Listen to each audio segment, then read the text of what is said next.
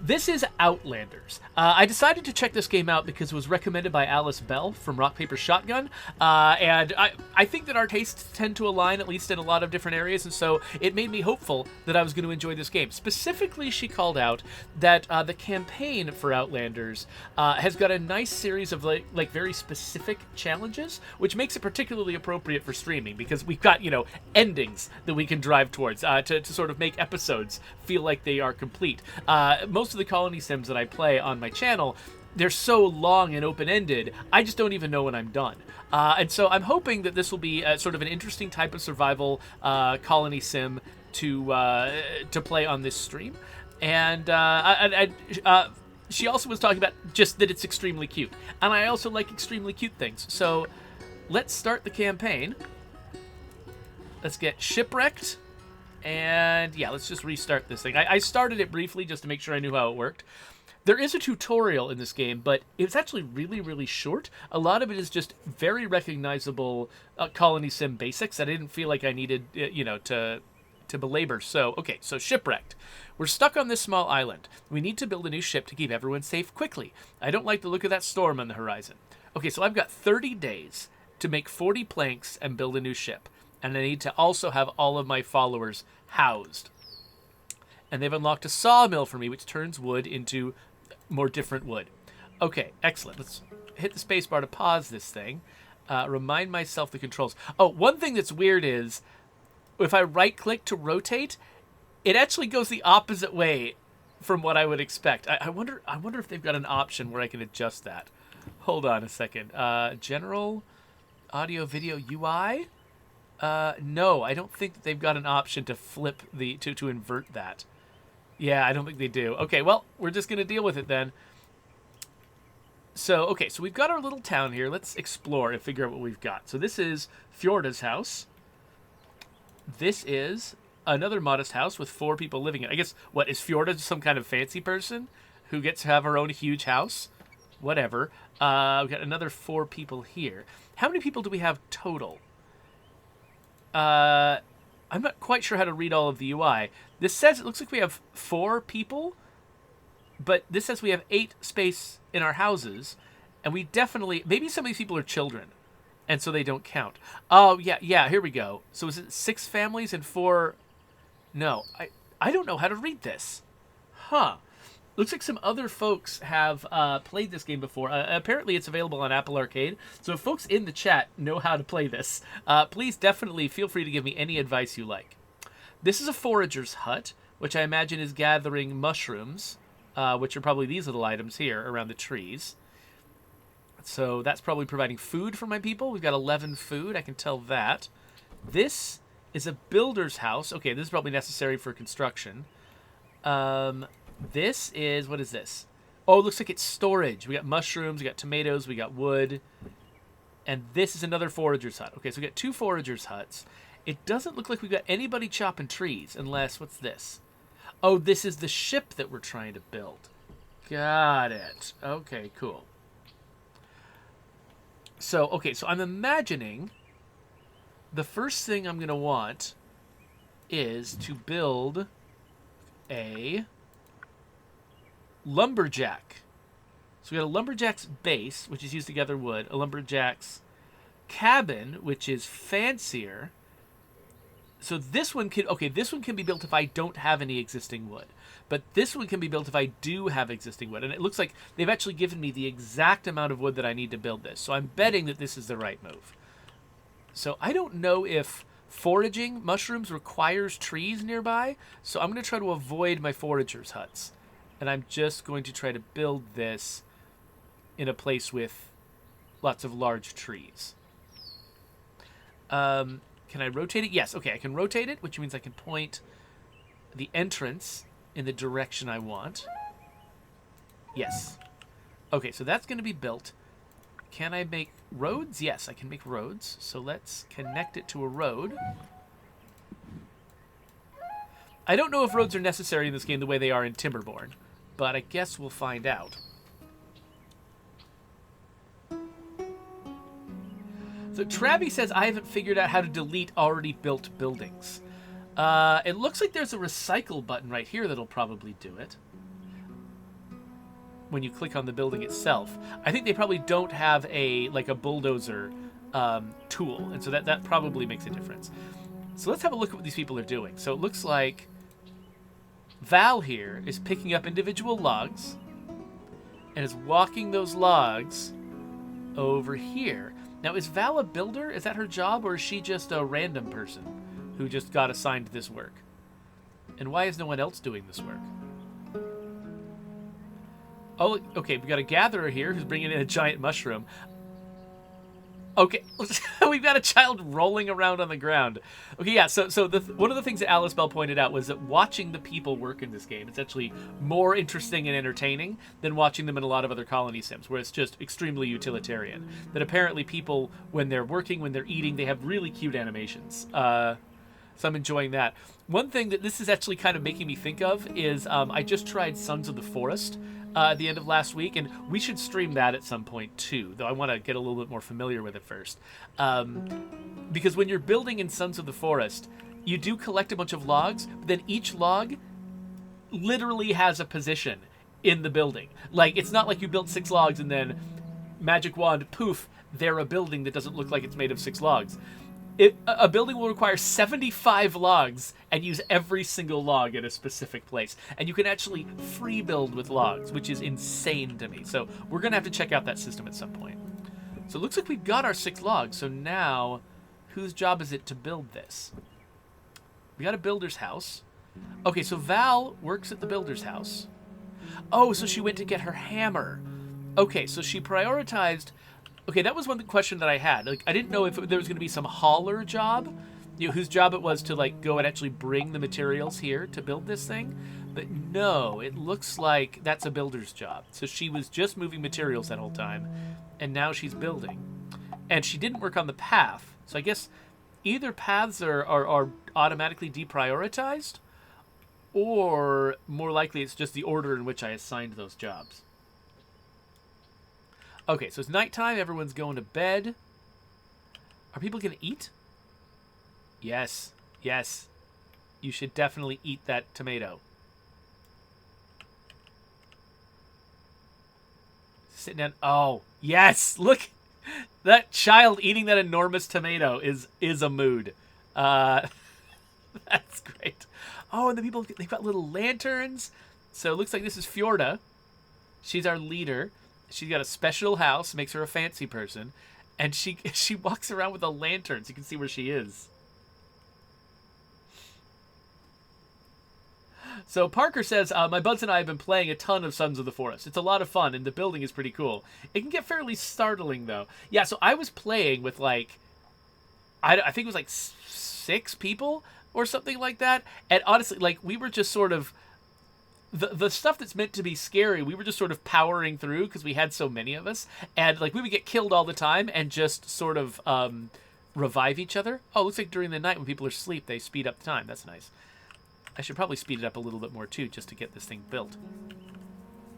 So Val's still working on the cabin. It's funny how much the animation and sort of the step-by-step construction can really make a game like this. Okay, so it looks like I can add workers to this building. And let's see.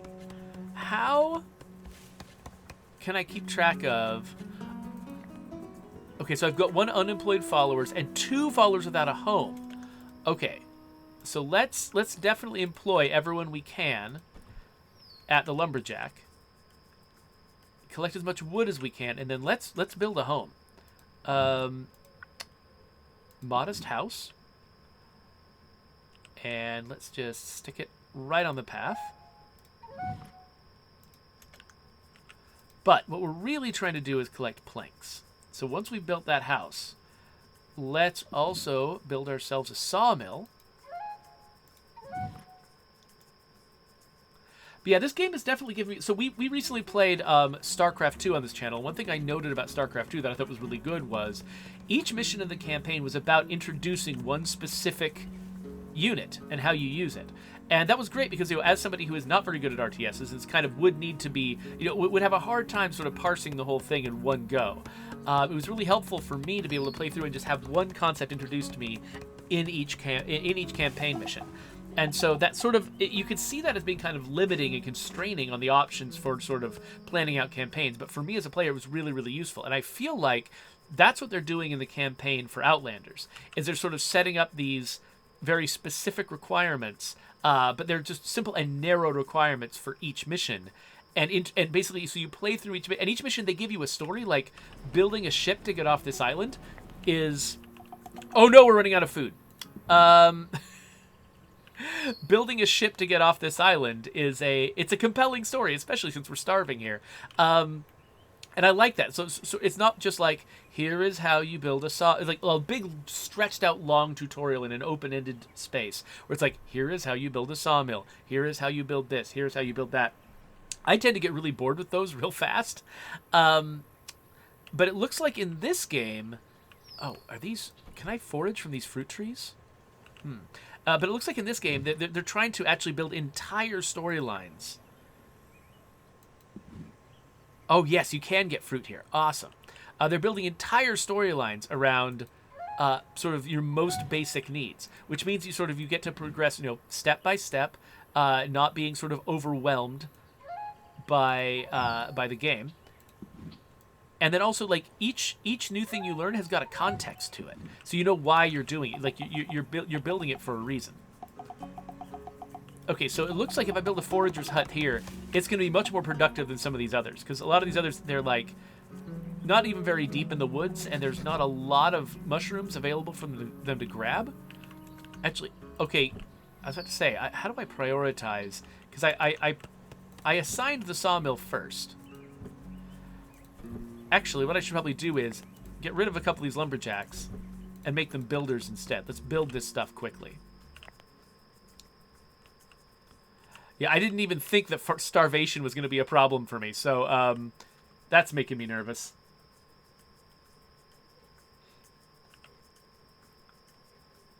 So Parker points out that getting killed in when you're playing Sons of the Forest solo is actually really harrowing, because you have to actually, like, escape from being imprisoned or something. Whereas when we're playing multiplayer, we're just reviving each other like crazy.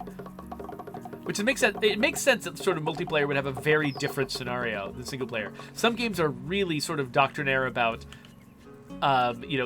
keeping your costs, the cost of death, pretty similar between solo and multiplayer, and those can be pretty harrowing sometimes. Like Barotrauma is an example of that, where you can respawn people when they die in multiplayer, and we are out of food now officially, so yikes.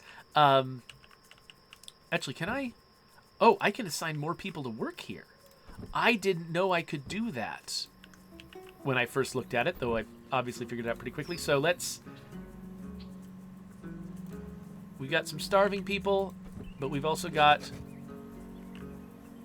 Okay, wait. I canceled 2 builders. Oh, we got somebody working in the sawmill, so that took a worker. All right, okay, so let's figure out how many workers we have and where they need to go.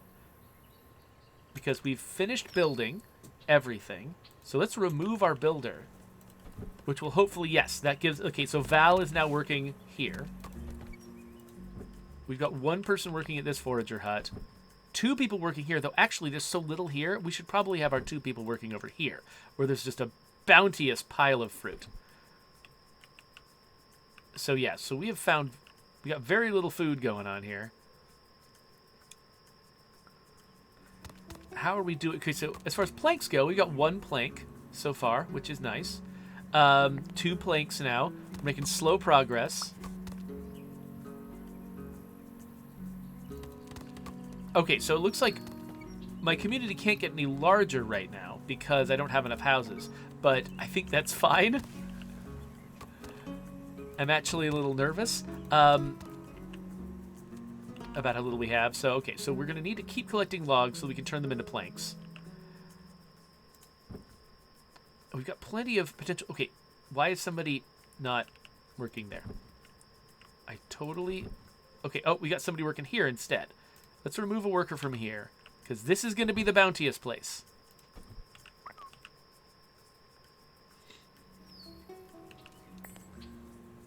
So So Ranithcord says, games need to get better at balancing multiplayer and single-player deaths like that, in my opinion. Reminds me of Raft, where if you're solo, you just lose all your stuff, whereas in multiplayer, someone can revive you and you keep everything. It makes multiplayer so much easier than solo, when it already is generally easier in the first place. Yeah, I mean, sometimes I kind of, if anything, I would say that, offering an optional... Like, if you're going to have a multiplayer version of the game where... oh, wow, we collected a ton of fruit. We're way catching up now. That's good. But yeah, if you're going to have a version of the game where death is fairly cheap, then it feels like you should make that available to solo players as well. Like, let there be the hardcore version of the solo game where, oh, you lose everything if you die. Like, totally make that version of the game. But if it's possible to play in multiplayer and be revived by a friend and have the cost of death, like, brought way down, it kind of makes sense to turn on some kind of auto self-revive or something like that. Like, have there be an option where a player who doesn't want to play this super hardcore roguelike version, but also doesn't have any friends to play with, can still have that version of the experience. I know that's, I don't know, definitely something that would probably help in, here, I think we've got almost enough wood. I'm kind of inclined to devote more energy to food collection, but are we losing all of the... Whenever we chop down one of these trees, are we losing all of the mushrooms associated with them? Because that would be sad. But yeah, like, for instance, Don't Starve Together is an example of a game where they very deliberately keep the cost of death very high in both multiplayer and single player. Like, you're basically just gone. In both, if you die. And that's actually been difficult and frustrating for my daughter, who loses a lot. Now, I think they've got the option to sort of, like, if you're sort of the host, it gives you the option to sort of just roll back the day, which helps, and she does use that a lot. But yeah, I don't know. Actually, I don't know what point I was trying to make there. So I'm just going to stop. All right, so I'm building... Okay, so it looks like... we don't have an assigned builder, but I think Fjorda is acting as a builder. Is she acting as a builder? Maybe she's not. I don't know. Oh, we've got 4 unemployed followers. I think that my people might be growing up. I think we might have children who are now becoming adults. So let's give them all jobs. Let's collect wood faster. Let's collect this food a little faster. And then we'll move somebody over once I build this this thing. We grabbed a builder, right? Yeah. So Napoleon has started a poll. He's saying, you're stranded on an island. Will you wait for rescue, build a boat, or just I live here now? I mean, I would definitely wait for rescue. That is, that's my choice. I mean, because I think all of the other options, I would do so poorly at them. I would need to depend on the one, even if it's a low chance, I would need to rely on the one that actually has some hope of success. I mean, I would certainly try to, make living there long-term as viable as possible, but I wouldn't have a lot of hope in my ability to pull that off.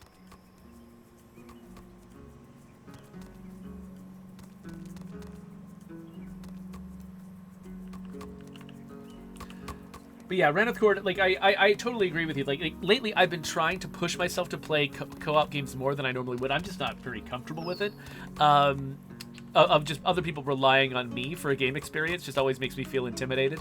But, okay, how can my builder... What is my builder doing? Where are you? Oh, the builder is trying to build the ship. Right. Okay, pause that for now. Or prioritize this is actually what I... Don't pause this, but prioritize that. I want to get a more effective gathering shack than this one. This one's not going to be doing all that well.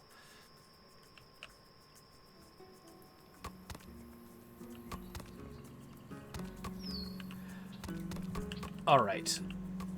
So we've got a fair number of planks. How many planks have been delivered here? 9 of the 40. We got 14 more that we can bring over. Actually, I feel like... Oh, there's no more space in the stockpile. Nice. I feel like that's an accomplishment. So let's build a new stockpile. Oh, Oh, the stockpile can be an arbitrary size. Oh, I love that. I love it when there's something that can be an arbitrary size. You can use to sort of like fill in gaps.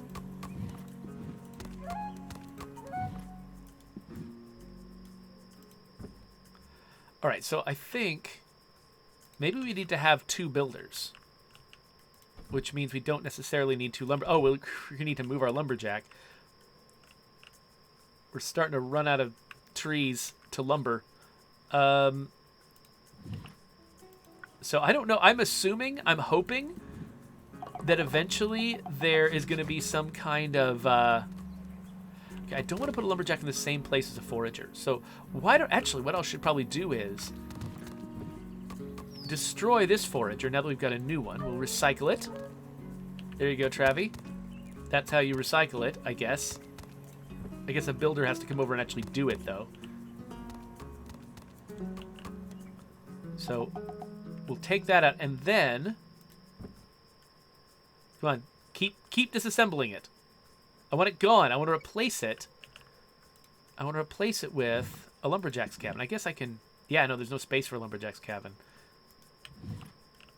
Okay, so this one needs to go away.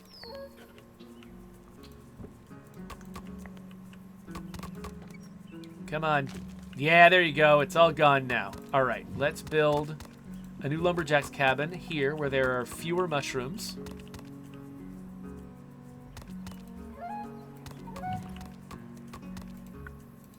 And we'll connect it with a path.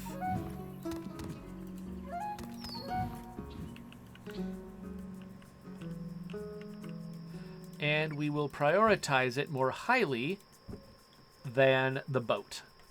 We'll have 2 workers, and so they'll probably either get it done quickly or split their... I don't know if they'll split their time. Let's actually watch what the workers do, because I've got 2 workers here. So in the morning, what are they doing? Aleph. Okay, so Aleph is disassembling that old place. And now what's she doing? Okay, she and her partner are both running logs up to this place. All right, that's cool. So basically, they're both working on the high priority item.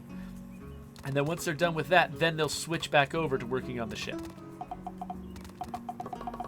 They're working together, which is, I assume, making it go faster. You know, normally, I'm not very interested in following characters around in a colony sim. But this one actually, I mean, I don't know. It's actually giving me useful information, and the characters are adorable, eating their enormous tomatoes.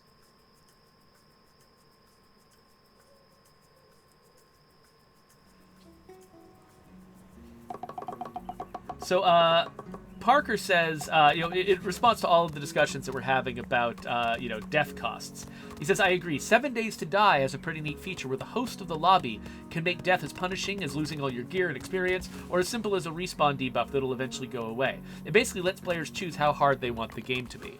Yeah, and I think that, one thing that's worth pointing out is that there's a difference between difficulty and punishment. And not that one is good and the other one is bad. Okay, I should place a new gathering spot right here, I guess. There we go. Where, something can be hard, but not very punishing. Like, it's hard to get it right, but getting it wrong doesn't matter that much. That's one situation. Or something can be very easy but punishing. Like, oh, it's easy to get it done, but if you screw it up, then it's extremely hurtful and punishing to you. And those are 2 different metrics you can scale.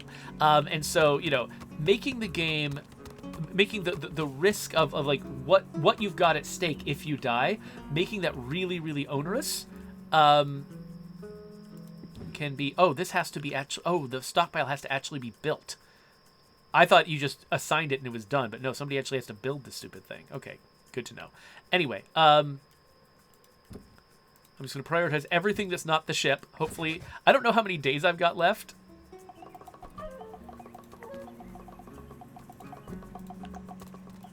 I guess we'll see.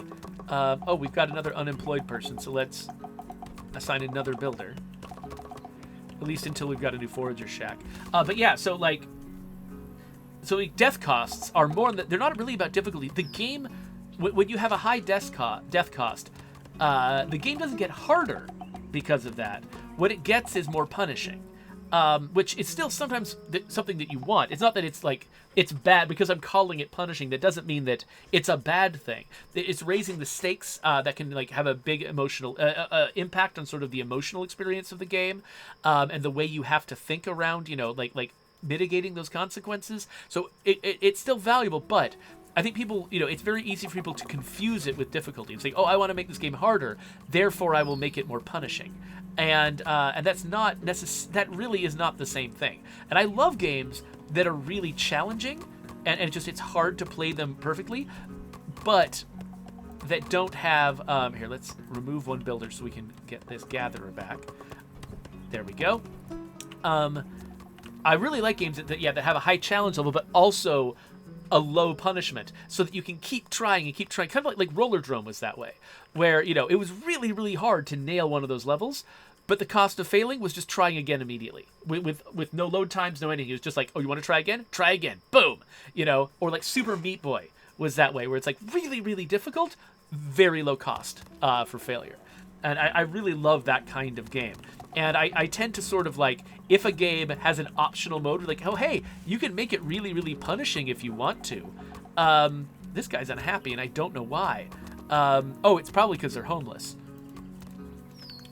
So let's build them a new home. But yeah, when a game like, for instance, like, we've talked in another episode about how XCOM, it's got like an Iron Man mode, like a really hard mode. Hey, look at this. Oh, we're making progress. Yes.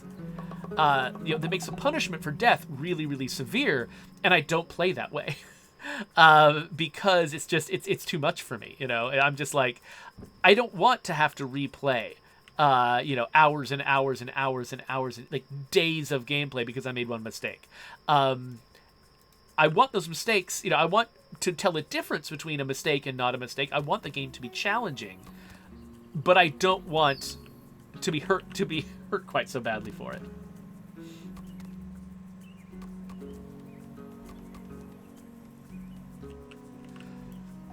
So yeah, Parker is saying that's a better word choice other than punishing. Yeah, so I don't know. Yeah, so punishing might not be the best word for it. I'm not sure which word you're glomming onto as being the better one though. Coalition talked about punishments being scary, which is definitely a way to put it. And then I guess I talked about it being high stakes. So high stakes might also be another, like, less negative way to get. Yeah, when I say punishing, it sounds like I'm just saying it's a bad thing, which is not what I'm trying to say. I'm just trying to talk about the certain flavor of difficulty that we're talking about here. So yeah, so I think high stakes is more the term I'm looking for. Okay, so we've got our builders. This is a big job, and again, I'm not sure. Oh, so we did it! Mission accomplished! And we also completed our optional objectives of keeping everybody housed, which we very narrowly almost missed because the characters had babies and had more people than houses right before, so I had to like prioritize that house at the very last minute. But it looks like we did it, so have all of our followers housed. That is successful. So there we go, finished level. So we have got our ship, and we've completed the first mission in Outlanders. And you know what? Even though that was like, there are a lot of colony sims out there that are sort of inspired by, like, the Banished model. Why do we leave this child behind? What is going on? And a lot of them don't stand out. Like, I'll start playing, they'll be like, yeah, this is like all the others, and I'll kind of shrug and be like, whatever, and I'll move on.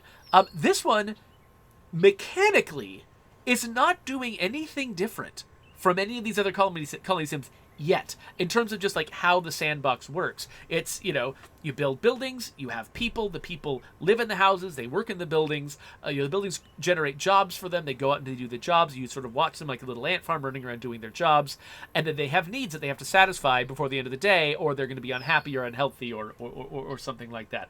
It works just like all of them, but for some reason I'm having more fun with this one than with 90% of the other ones that I try. And so it's interesting to me to figure out why. Part of it is sort of just like the tactile moment to moment, like watching the characters move around and do stuff. They are adorable and just fun to watch, and like this very clean, simple art style makes it easy to sort of like, I can recognize one character. I could immediately tell once I identified Val. I could totally tell who Val was, and I could watch her, walk around eating a tomato larger than her head. And they basically just leaned into sort of the simplicity that you need in art like this in order to make it read from far away. They just leaned super hard into it, made everyone be doing kind of ridiculous things, but in a super cute and clever way. So watching the characters play around in this world was part of the fun. But I think it is the sort of the short-term mission objective that also really helped this be fun for me, because it didn't feel like I was just at the beginning of a very, very long road with 100 options in front of me, and just not even being sure which one is interesting to do right now. Because you're just dropped into the middle of a big, complex game. Your characters have tons of needs, and you just don't even know where to start. They did a great job of just giving me one thing to worry about, and letting me focus on it, and giving it a story context where I could really sort of invest in it and value it on a narrative level, what I was doing. And I think that some of the best colony sims, even if they don't have this step-by-step campaign that only asks you to do one thing at a time, the best colony sims still do make it very clear up front what you should be doing first, second, and third. It gives you simpler objectives at the outset and eases you into the complexity. I think Timberborn, for instance, did a very good job of this because of their science system unlocking most of the interesting things, at the very beginning, and having you unlock them one at a time as you develop the need for them. So that, at the very beginning, there's only a handful of things you can do, and so those are the things that you do. And so it did a good job, too, of also sort of keeping you very focused. And making those first few things, planting food, collecting water, that sort of thing, those are focused on sort of the key story about this game, which is, you're in a place with lots of droughts. You're trying to control water to make things happen. The things that are most water dependent in Timberborn are the first things that you're doing. And so it is similarly telling you this short-term story of survival, and you know exactly what you're getting into. So I think that this game is doing a really good job of sort of illustrating how to make a colony sim interesting and accessible up front. So let's, so La Coalition also noticed that they left a child behind for some reason, which was really strange. So this took me 26 minutes, and that was it. So let's go back to the main menu, and I think let's wrap up this episode. Let me check the chat here, make sure I know what I'm missing. Oh, hey, Jawafawa just showed up. Good to see you here. And also Setya is here. Good to see you. Oh, so Fallen Actual also showed up. It says, I'm rarely on Twitch, but I saw you were live, so I just wanted to stop by and say hi. Keep up the awesome YouTube videos as well. Well, great. Well, thank you for coming in, and thank you for the kind words. And actually, Setya asks, can you die in this game? I don't know. I'm assuming that when your characters are hungry, that's bad and can lead to their deaths. And I assume if you just don't ever feed anyone, eventually they will all die. But I don't know. For instance, because you've got this leader character, Fjorda. Maybe she's special, and maybe she'll stick around even if everyone dies, and maybe you can always come back from the brink. But I think if I remember Alice's review, I think she said that actually characters, you don't get recruits from the outside world. Characters have babies. And so it could be if you run out of enough people, you can never replenish yourself. So that would probably be a death state. So I'm betting that there is a failure state in this game, but I'm betting it's also fairly forgiving. I guess we'll find out in the future. Anyway, since Fallen Actual brought up YouTube, we should probably wrap this up as a YouTube video. So here's a subscribe button. Here's links to other videos if you're watching later on YouTube. However, this game has got such quick, simple little missions. I think we should do another one, and that one should go there.